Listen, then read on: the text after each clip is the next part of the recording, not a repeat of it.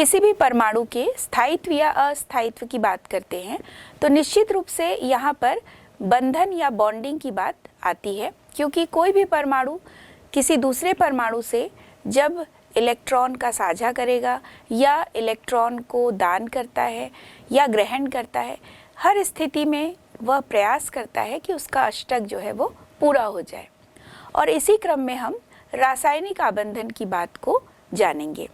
तो जो हमारा यह अध्याय है, इस अध्याय का नाम है रासायनिक आबंधन, केमिकल बॉन्डिंग। हम सब ये जानते हैं कि किसी भी परमाणु में जो इलेक्ट्रॉनों की संख्या है वह निश्चित होती है और इन इलेक्ट्रॉनों का जो वितरण है, जैसा हमने परमाणु संरचना में देखा कि इलेक्ट्रॉनों का वितरण जो है वो अलग अलग कोशों में अलग अलग प्रकार से होता है। यदि हम परमाणु हाइड्रोजन की बात करें, यदि हम कार्बन की बात करें, तो हर स्थिति में हम देखते हैं कि जो इलेक्ट्रॉनों का वितरण है या इलेक्ट्रॉनिक विन्यास जो है वो अलग अलग परमाणु का अलग अलग कक्षों में अलग अलग प्रकार से होता है।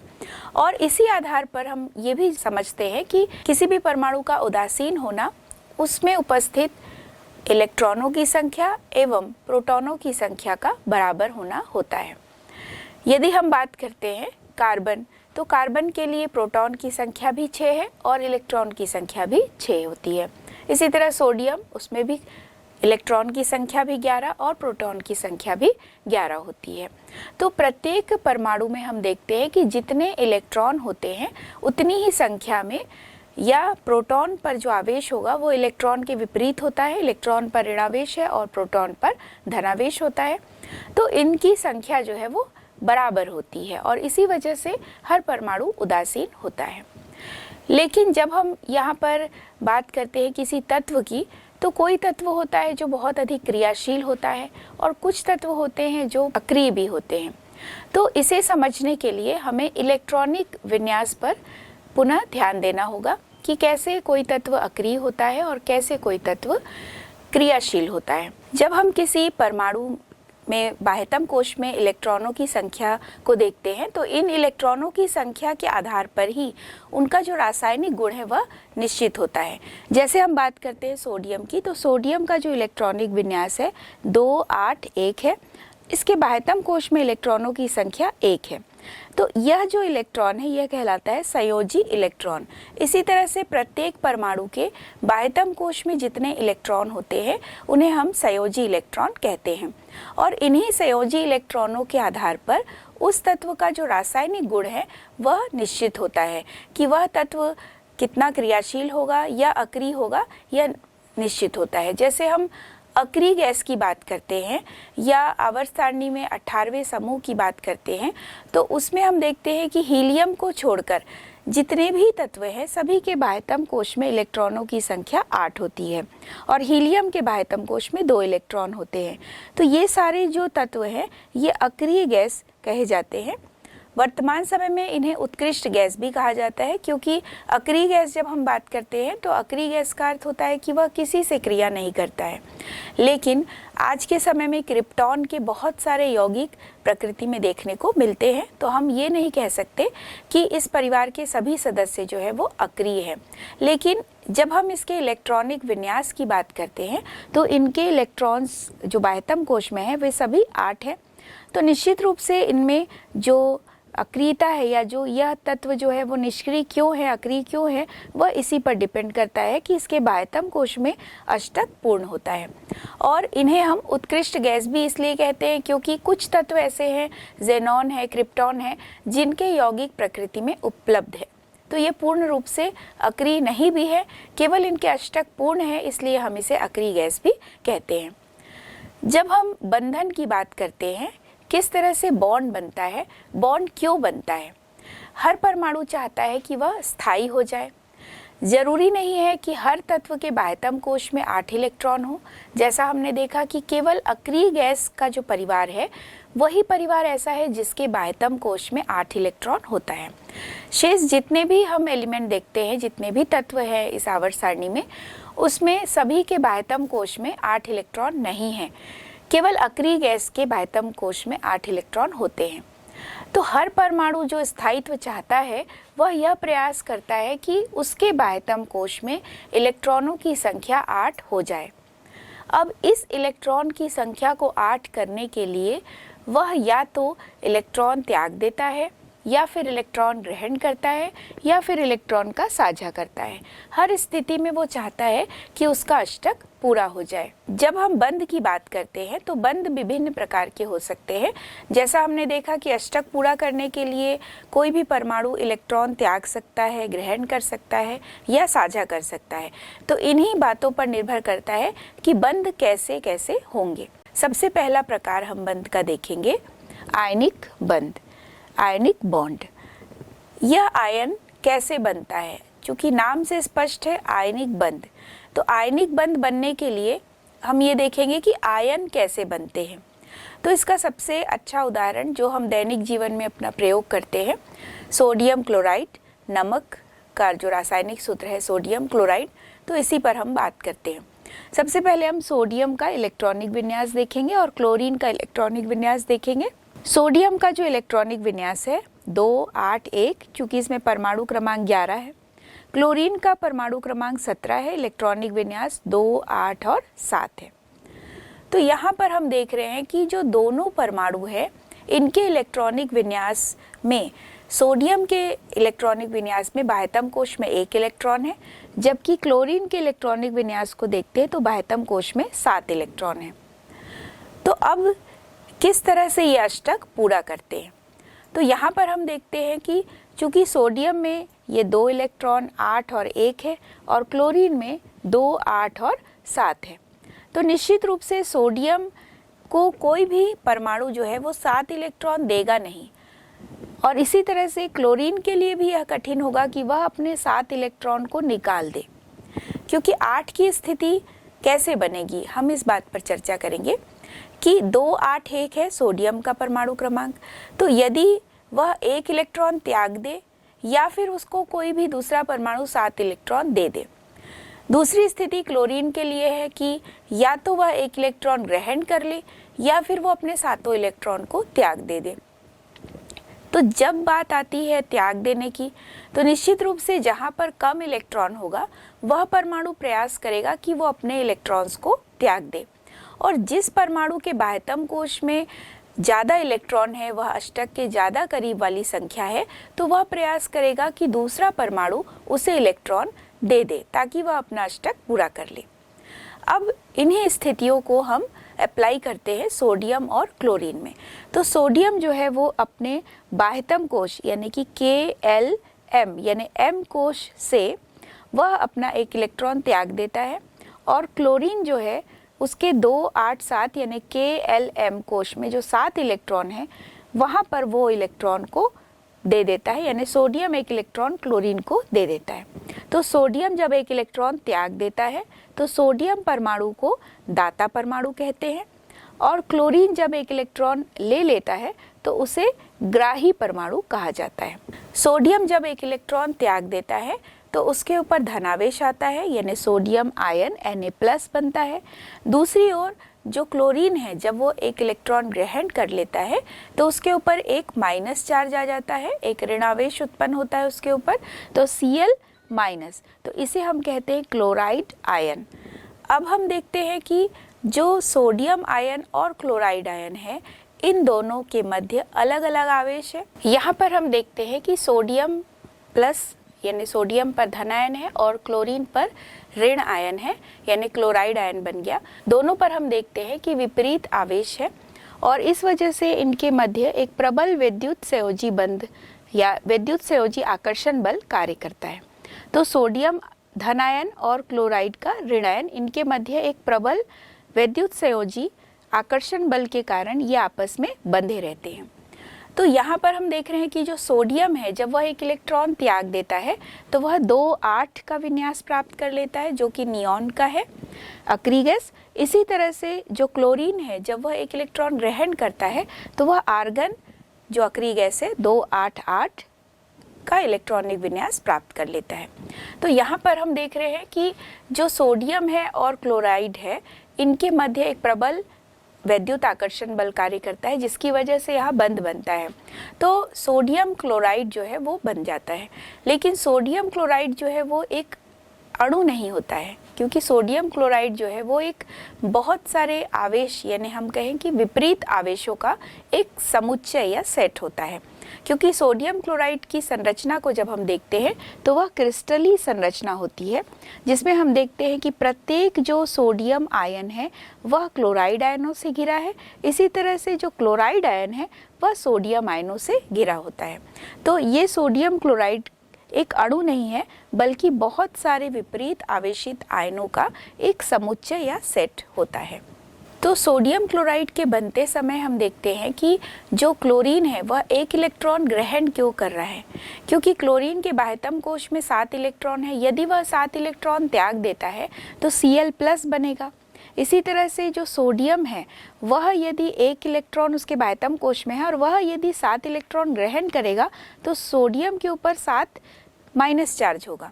तो ये दोनों ही स्थिति जो है वो संभव नहीं होती है, क्योंकि Cl पर 7+ बनना और सोडियम पर 7- बनना, ये दोनों स्थितियां कठिन होती है। इसी वजह से क्लोरीन जो है वो 1 इलेक्ट्रॉन ग्रहण कर लेता है और सोडियम जो है वो अपने बाह्यतम कोश से 1 इलेक्ट्रॉन त्याग देता है।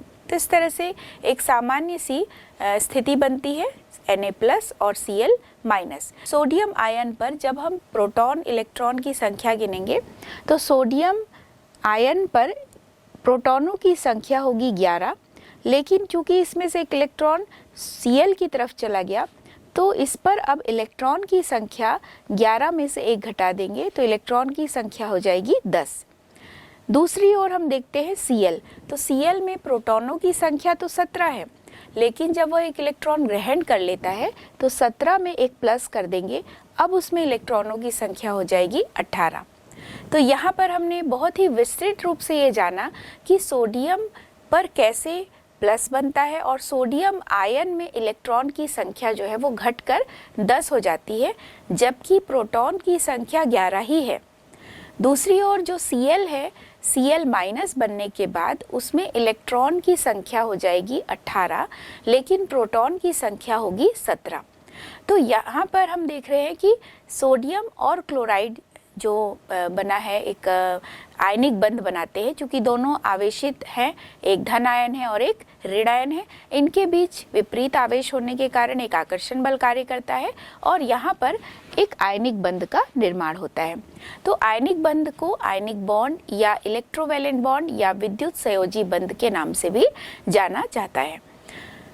इसी तरह से हम आयनिक बंध को और दूसरे अणु में भी समझने का प्रयास करेंगे, लेकिन उससे पहले हम ये जानने का प्रयास करेंगे कि बाह्यतम कोश में जो इलेक्ट्रॉनों की संख्या होती है, इन्हें दर्शाने के लिए गिलबर्ट न्यूटन लुईस एक वैज्ञानिक है, उन्होंने एक लुईस संरचना दिया। उसको हम किस तरह से व्यक्त कर सकते हैं, या लुईस प्रतीक भी कहा उन्हें, तो इसको हम कैसे व्यक्त कर सकते हैं इसे हम सीखेंगे। तो गिलबर्ट न्यूटन लुईस ने बाह्यतम कोश यानी कि संयोजी इलेक्ट्रॉनों को दर्शाने के लिए लुईस प्रतीक बताया, लुईस सिंबल बताया। जैसे यहाँ पर इन्होंने अलग अलग तत्वों में बाह्यतम कोश के इलेक्ट्रॉनों को दर्शाने के लिए डॉट या बिंदु संरचना को बताया। इसे हम क्रॉस से भी दर्शा सकते हैं और डॉट से भी दर्शा सकते हैं। जैसे यहाँ पर हम देख रहे हैं कार्बन, तो कार्बन का परमाणु क्रमांक जो है वो 6 होता है। विभाजित करते हैं इलेक्ट्रॉनों को तो 2 और 4 है। तो बाह्यतम कोश यानी यहाँ पर इलेक्ट्रॉनों की संख्या हो गई 4, यानी संयोजी इलेक्ट्रॉनों की संख्या जो है वो 4 है। तो जब हम कार्बन में लुईस प्रतीक बनाते हैं तो कार्बन के चारों तरफ हम एक एक डॉट लगा देते हैं, यानी 4 डॉट लगाते हैं। Cl इसके बाह्यतम कोश में इलेक्ट्रॉनों की संख्या 7 होती है, इसका परमाणु क्रमांक 17 है, तो 2, 8, 7 संयोजी इलेक्ट्रॉन 7 है। तो इसमें भी हम लुईस प्रतीक जब दर्शाएंगे तो 1, 2, 3, 4, 5, 6 और ये 7। तो इस तरह से 7 डॉट बनाकर हम लुईस प्रतीक को दर्शाते हैं। सोडियम का जो परमाणु क्रमांक है वो है 11, 2, 8, 1। तो इसके बाह्यतम कोश में इलेक्ट्रॉन की संख्या 1 है, तो सोडियम पर 1 डॉट लगा दिए तो सोडियम लुईस स्ट्रक्चर हो गया। इसी तरह से मैग्नीशियम, इसमें परमाणु क्रमांक है 12, 2 8 2।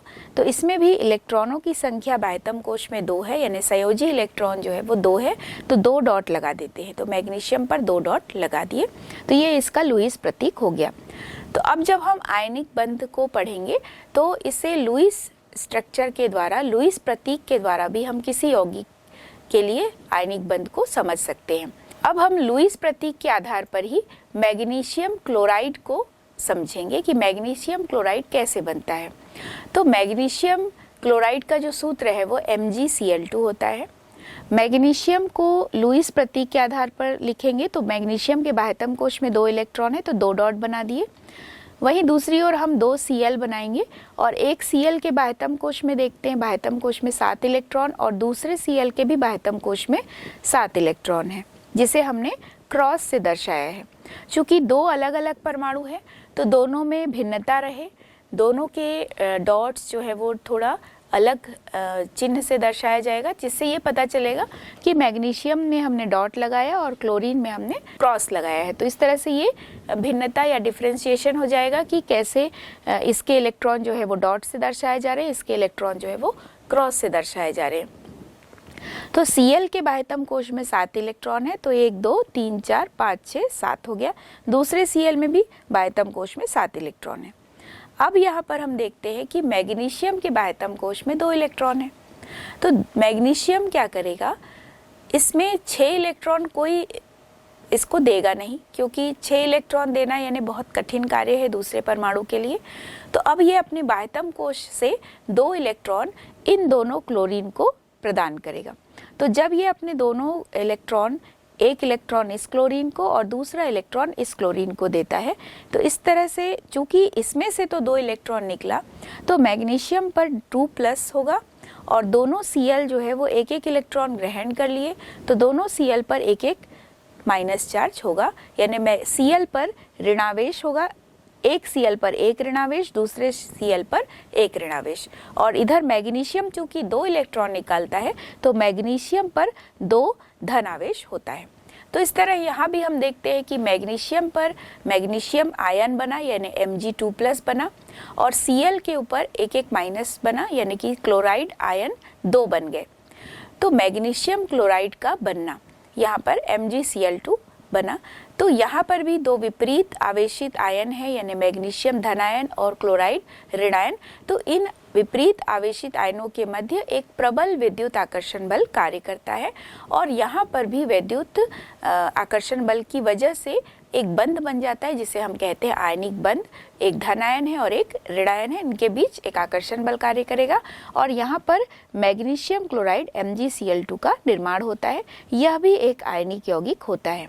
इसी तरह से एक और यौगिक के बारे में हम जानेंगे, कैल्शियम ऑक्साइड। कैल्शियम ऑक्साइड यह भी एक आयनिक यौगिक है। इसे हम लुईस प्रतीक के माध्यम से ही कैसे ये आयनिक बंध बनाते हैं इसे समझने का प्रयास करेंगे। कैल्शियम का जो परमाणु क्रमांक है 20 होता है और ऑक्सीजन का परमाणु क्रमांक 8 है। तो कैल्शियम का 20 परमाणु क्रमांक, इलेक्ट्रॉनों की संख्या का जो वितरण है 2 8 8 2। दूसरी ओर हम देखते हैं ऑक्सीजन, इसमें बाह्यतम कोश में इलेक्ट्रॉन 6 है, क्योंकि इसका परमाणु क्रमांक 8 है, तो 2 और 6। तो यहाँ पर हम देख रहे हैं कि कैल्शियम के बाह्यतम कोश में 2 इलेक्ट्रॉन है और ऑक्सीजन के बाह्यतम कोश में 6 इलेक्ट्रॉन है। तो ऑक्सीजन प्रयास करेगा कि उसको कहीं से भी 2 इलेक्ट्रॉन प्राप्त हो जाए और कैल्शियम ये प्रयास करेगा कि अपना 2 इलेक्ट्रॉन त्याग दे और अष्टक पूरा कर ले। तो इसी क्रम में यह कैल्शियम जो है वो अपने 2 इलेक्ट्रॉन ऑक्सीजन को देता है और ऑक्सीजन पर 2 इलेक्ट्रॉन ग्रहण करने के बाद ऑक्सीजन पर 2 माइनस चार्ज, 2 ऋणावेश आता है, एक ऑक्साइड आयन बन जाता है। क्योंकि ऑक्सीजन जैसे ही 2 इलेक्ट्रॉन ग्रहण करता है तो O2 माइनस में ये चेंज हो जाता है और ये ऑक्साइड आयन बनाता है। अब इसमें इलेक्ट्रॉनों की संख्या बाह्यतम कोश में 8 हो जाती है। यानी अगर हम इसे तुलना करें अक्रिय गैस की संरचना से, तो जब ऑक्सीजन ऑक्साइड आयन में परिवर्तित होता है, यानी वह इलेक्ट्रॉनिक विन्यास 2 8 की प्राप्ति कर लेता है। यानी अब ये नियॉन का एक विन्यास बन गया। तो नियॉन जो है वो एक अक्रिय गैस है। जब हम कैल्शियम की बात करेंगे तो कैल्शियम अपने 2 इलेक्ट्रॉन त्याग दिया, तो अब इसके पास Ca2+ में जो इलेक्ट्रॉनिक विन्यास होगा वो होगा 2 8 8, यानी यह आर्गन का इलेक्ट्रॉनिक विन्यास हो गया। आर्गन का परमाणु क्रमांक 18 होता है, जिसे हम 2 8 8 से व्यक्त करते हैं। तो दोनों स्थिति में हम देख रहे हैं कि कैल्शियम भी अक्रिय गैस की स्थिति प्राप्त कर लिया और ऑक्सीजन भी अक्रिय गैस की स्थिति प्राप्त कर लिया ऑक्साइड आयन के रूप में, और कैल्शियम आयन के रूप में। तो यहाँ पर इनके मध्य भी एक विपरीत जो वैद्युत आकर्षण बल है वह कार्य करने लगता है। तो यहाँ भी यह वैद्युत संयोजी बंध बनता है, इलेक्ट्रोवैलेंट बॉन्ड बनता है, या इसे हम आयनिक बंध भी कहते हैं। तो ये आयनिक बंध जो है वो कैल्शियम 2+ और ऑक्सीजन के ऊपर 2- इनके मध्य बना है। तो इस तरह से कैल्शियम ऑक्साइड बनता है, जिसका सूत्र होगा CaO। तो इसमें हम देख रहे हैं कि Ca पर 2+ है और ऑक्सीजन पर 2- है, तो दोनों समान आवेश है लेकिन विपरीत है। तो इसका जो रासायनिक सूत्र होगा CaO के रूप में हम इसे दर्शाते हैं। अब हम एक अन्य आयनिक यौगिक के बारे में जानेंगे, लुईस प्रतीक के माध्यम से इसे समझेंगे। Aluminium chloride. एल्यूमिनियम जो है वो बाह्यतम कोश में 3 इलेक्ट्रॉन रखता है। इसका परमाणु क्रमांक 13 है, 2 8 और 3, जबकि क्लोरीन के परमाणु क्रमांक 17 है, जिसमें इलेक्ट्रॉनिक विन्यास 2 8 7। तो यहाँ पर हम देख रहे हैं कि चूंकि एल्यूमिनियम जो है वो 3 इलेक्ट्रॉन बाह्यतम कोश में इसमें शो हो रहा है। जब हम लुईस प्रतीक के माध्यम से समझेंगे तो एल्यूमिनियम पर 3 क्रॉस लगा दिए, और Cl जो है, चूंकि यहाँ पर हर Cl के बाह्यतम कोश में एक इलेक्ट्रॉन है, तो एल्यूमिनियम क्लोराइड का जो सूत्र है वो AlCl3 होता है, यानी Cl यहाँ पर 3 बना दिए। तीनों Cl में हम देख रहे हैं कि बाह्यतम कोश में एक इलेक्ट्रॉन की आवश्यकता है, क्योंकि Cl के बाह्यतम कोश में 7 डॉट बने हुए हैं। 7 डॉट इसके संयोजी इलेक्ट्रॉन्स को शो करते हैं। इसे हम लुईस प्रतीक के माध्यम से दर्शा रहे हैं। अब इस एल्यूमिनियम से एक करके इलेक्ट्रॉन जो है वो तीनों क्लोरीन की तरफ चले जाते हैं। अब जब इस एल्यूमिनियम से एक करके इलेक्ट्रॉन Cl की तरफ जाते हैं, तो प्रत्येक Cl पर माइनस चार्ज आता है, Cl-, दूसरे पर भी Cl-, यहाँ पर भी Cl-। एल्यूमिनियम चूंकि 3 इलेक्ट्रॉन त्याग देता है, तो एल्यूमिनियम पर 3+ चार्ज है, और Cl चूंकि 3 है तो तीनों Cl पर एक माइनस चार्ज आता है। तो यहाँ पर भी हम देखते हैं कि 2 विपरीत आवेश है, और इन आवेशों के मध्य एक प्रबल वैद्युत आकर्षण बल कार्य करेगा, और यहाँ पर विपरीत आयंस बने, इनके मध्य एक आकर्षण बल है। इस वजह से यह आयनिक बंध का निर्माण करते हैं। तो एल्यूमिनियम क्लोराइड AlCl3 भी एक आयनिक यौगिक होता है, क्योंकि यहाँ पर हम देख रहे हैं एल्यूमिनियम आयन और क्लोराइड आयन के बीच में बंध का निर्माण हुआ है। अगला हम देखेंगे सोडियम ऑक्साइड। तो जब हम सोडियम ऑक्साइड की बात करते हैं तो ऑक्सीजन, प्रायः देखा जाता है कि ऑक्सीजन के बाह्यतम कोश में 6 इलेक्ट्रॉन होते हैं। वह हमेशा प्रयास करता है 2 इलेक्ट्रॉन लेकर अपना अष्टक पूरा कर ले, और सोडियम के बाह्यतम कोश में हम देखते हैं 1 इलेक्ट्रॉन है, क्योंकि उसका परमाणु क्रमांक 11 है, इलेक्ट्रॉनिक विन्यास 2 8 1 है। तो जब हम सोडियम ऑक्साइड लिखेंगे, कैसे इसको व्यक्त करेंगे, तो इसे भी हम लुईस स्ट्रक्चर के द्वारा, लुईस प्रतीक के माध्यम से समझने का प्रयास करते हैं। तो वास्तव में सोडियम ऑक्साइड का सूत्र क्या होगा, इसे समझने के लिए ही हम लुईस प्रतीक को बनाकर देखते हैं। तो सोडियम के बाह्यतम कोश में 1 इलेक्ट्रॉन है, इसको हमने क्रॉस से दर्शा दिया, और ऑक्सीजन के बाह्यतम कोश में 1 2 3 4 5 6 इलेक्ट्रॉन है, क्योंकि इसका परमाणु क्रमांक 8 है। अब इस ऑक्सीजन को 2 इलेक्ट्रॉन चाहिए। अब 2 इलेक्ट्रॉन देने के लिए 2 सोडियम की आवश्यकता होगी, क्योंकि 1 सोडियम 1 ही इलेक्ट्रॉन देगा। तो ऑक्सीजन का अष्टक जो है वो 2 इलेक्ट्रॉन से पूरा होता है। तो यहाँ पर हम 2 सोडियम बना देंगे, और इन दोनों सोडियम के बाह्यतम कोश में जो इलेक्ट्रॉन है, इन इलेक्ट्रॉनों को ये ऑक्सीजन को देता है। जब ये इलेक्ट्रॉनों को ऑक्सीजन को देगा तो इस ऑक्सीजन पर 2 ऋणावेश आता है, और प्रत्येक सोडियम पर एक धनावेश आता है। तो इस तरह से हम देखते हैं कि 2 सोडियम और 1 ऑक्साइड आयन के मध्य एक आकर्षण बल कार्य करेगा, और इस तरह से सोडियम ऑक्साइड का जो सूत्र है वो Na2O होता है, क्योंकि यहाँ पर हम देख रहे हैं 2 सोडियम और 1 ऑक्सीजन। यदि हम इसके सूत्र को लिखते हैं तो Na2O के रूप में ही लिखा जाता है, यानी सोडियम ऑक्साइड का बनना यहाँ पर हमने समझा। और सोडियम ऑक्साइड भी एक आयनिक यौगिक होता है, क्योंकि यहाँ पर भी दो अलग अलग सोडियम आयन बना और एक ऑक्साइड आयन बना। इनके मध्य एक विद्युत संयोजी आकर्षण बल कार्य करेगा और इस वजह से ही आयनिक बंध का निर्माण होता है। सोडियम ऑक्साइड भी एक आयनिक यौगिक होता है। हमने बहुत सारे आयनिक यौगिकों को पढ़ा और ये समझा कि किस तरह से उनमें बंध का निर्माण होता है। इसे और अच्छी तरह समझने के लिए यहाँ एक और नए पद को हमें समझना होगा, जिसे कहते हैं संयोजकता या वैलेंसी। तो बंध बनाते समय प्रत्येक परमाणु अपना अष्टक पूरा करता है और इस वजह से वो इलेक्ट्रॉन त्याग देता है या ग्रहण करता है या फिर वो साझा भी कर सकता है।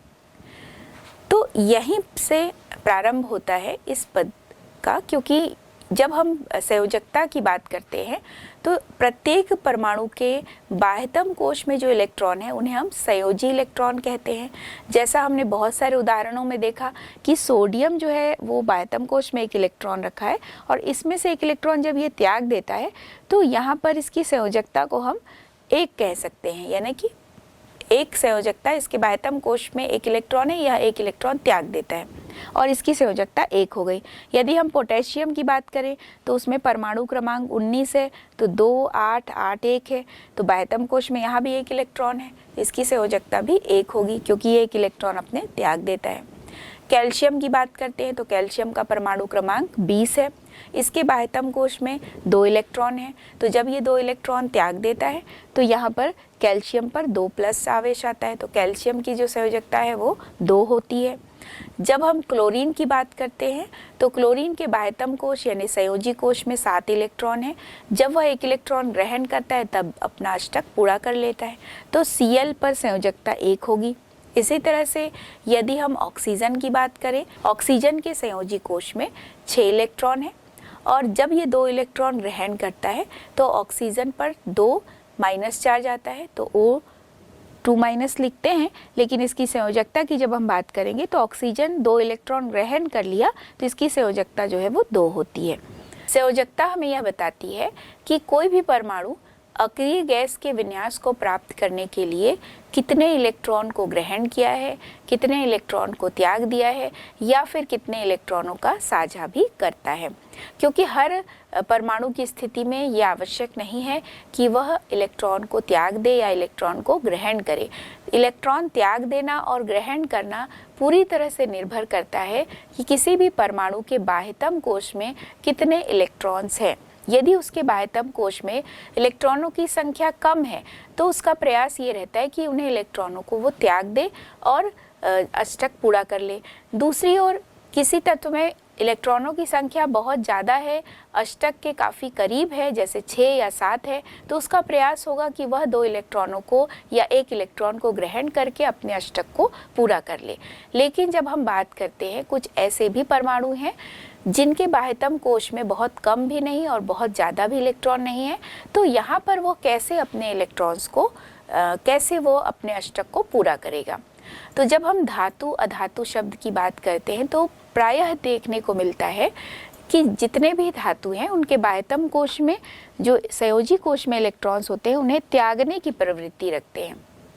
तो जब हम उनके भौतिक गुण या रासायनिक गुण की बात करते हैं तो प्रत्येक जो धातु है वो अपने इलेक्ट्रॉन को त्याग देते हैं और धनावेश में परिवर्तित हो जाते हैं, धनायन में परिवर्तित हो जाते हैं। जितने भी अधातु तत्व होते हैं, अधातु तत्व यानी जैसे क्लोरीन है या फिर हम ऑक्सीजन की बात करें, ये सब अधातु हैं, तो इनमें प्रयास ये करते हैं कि इलेक्ट्रॉन ग्रहण करे। तो अधातु जो है वो इलेक्ट्रॉन को ग्रहण करते हैं और ऋणायन में परिवर्तित होते हैं। तो इन गुणों के आधार पर यानी इनके इलेक्ट्रॉन त्याग देने और इलेक्ट्रॉन ग्रहण करने के गुण के आधार पर भी हम इसके रासायनिक गुण और भौतिक गुण को समझ सकते हैं।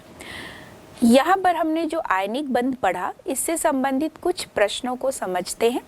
जैसे यहाँ पर एक प्रश्न है कि पोटेशियम और क्लोरीन की परमाणु संख्या क्रमशः 19 और 17 है।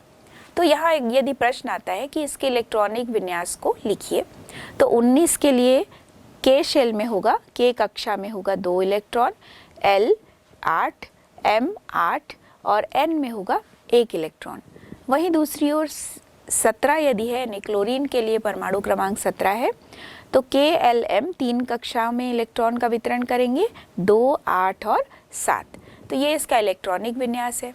यदि यहाँ पर ये प्रश्न पूछा जाए कि इनके द्वारा अक्रिय गैस विन्यास प्राप्त करने के लिए कौन सी स्थिति आएगी, निश्चित रूप से जो पोटेशियम है उसके बाह्यतम कोश में 1 इलेक्ट्रॉन है, तो वह 1 इलेक्ट्रॉन त्याग देगा, K+ में परिवर्तित होगा, यानी यहाँ पर 2, 8, 8 जो कि आर्गन का इलेक्ट्रॉनिक विन्यास है वह प्राप्त कर लेगा।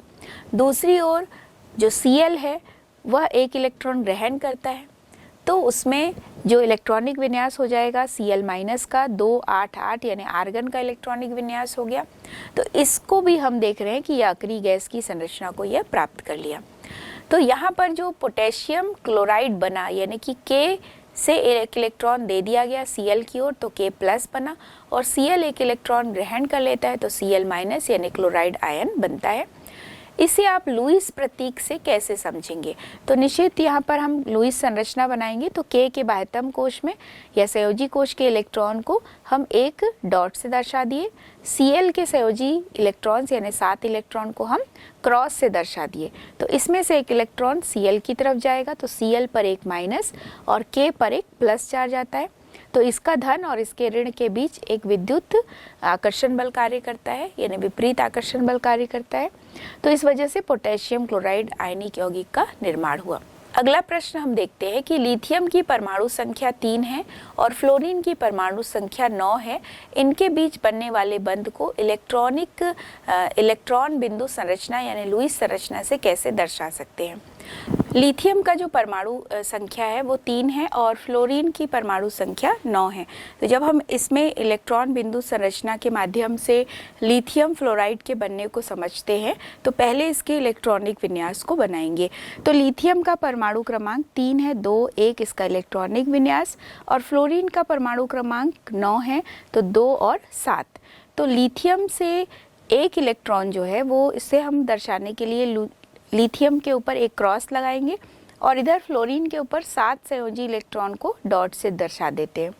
तो लिथियम जब 1 इलेक्ट्रॉन फ्लोरीन को देता है तो लिथियम पर 1 प्लस चार्ज और फ्लोरीन पर 1 माइनस चार्ज आता है, क्योंकि फ्लोरीन इसके 1 इलेक्ट्रॉन को ग्रहण करता है, तो F- बनता है और Li+ बनता है।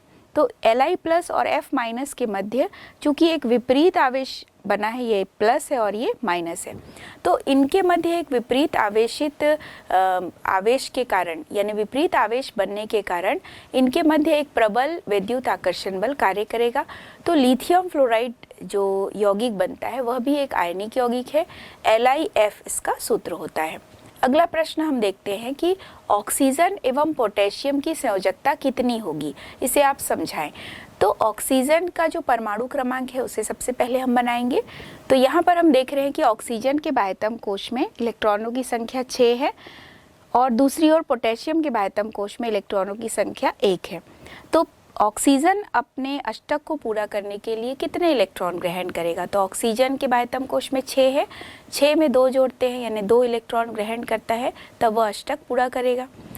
और दूसरी ओर जो पोटेशियम है उसके बाह्यतम कोश में हम देख रहे हैं 1 इलेक्ट्रॉन है, तो जब ये अपने 1 इलेक्ट्रॉन को त्याग देगा तब ये अपने अष्टक को पूरा करता है। तो इस तरह से ऑक्सीजन की संयोजकता 2 होगी और पोटेशियम की संयोजकता 1 होती है। यहाँ एक अगला प्रश्न हम देखेंगे कि एक तत्व के M कोश में इलेक्ट्रॉनों की संख्या 7 है और उसकी संयोजकता 1 है, तो उससे बनने वाले आयन का इलेक्ट्रॉनिक विन्यास क्या होगा।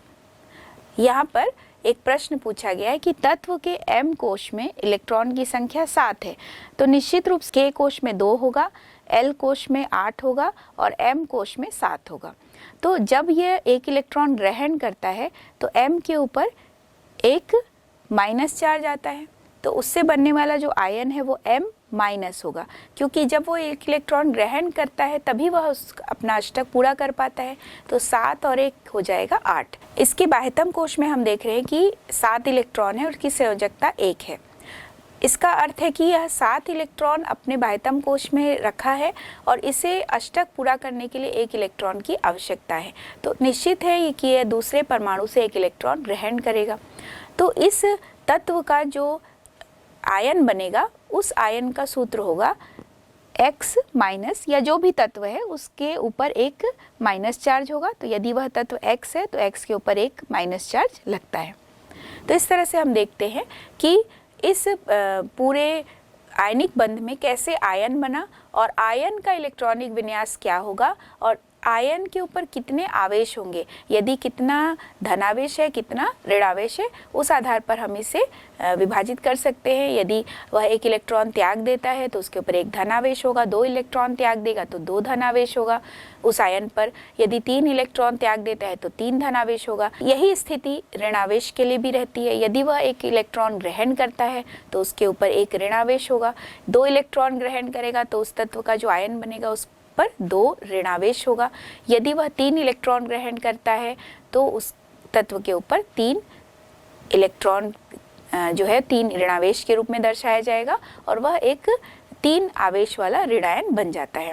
तो इस तरह से आयनिक बंध को हमने समझा और विभिन्न यौगिकों के माध्यम से, उसके लुईस प्रतीक के माध्यम से इस बंध को हमने समझा।